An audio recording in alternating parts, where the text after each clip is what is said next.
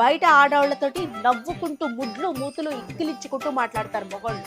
ఇంట్లో ఆడవాళ్ళ దగ్గర విసుగు, అసహనం, బేజార్తనం అన్నీ చూపిస్తారు.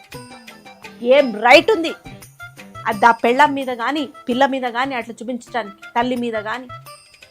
What right you have? బయట వాళ్ళు నిన్ను జడ్జ్ చేస్తారు కాబట్టి మాట్లాడతావు, ఇంట్లో జడ్జ్ చేసినా నీకు ఫరక్ పడదు కాబట్టి నీ దరిద్రమైన క్యారెక్టరైజేషన్ ఇంట్లో చూపిస్తావు, అంతేనా?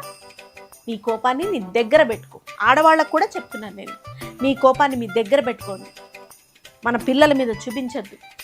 చేతనైతే వాళ్ళకి మెల్లగా చెప్పి మార్చుకుందాం. మన మొగుడు, అత్త, మామ, అమ్మ, నాన్న, సిబ్లింగ్స్ ఇష్టం వచ్చినట్టు మాట్లాడినా వదిలేసి దులుపుకొని వీలైతే ఒక వెక్కిలుగా నవ్వి ఇంతే వస్తుంది నాకు, ఇలాగే చేస్తాను అని చెప్పి తప్పించుకోవడం అలవాటు చేసుకుందాం. మనుషులుగా బతుకుదాం.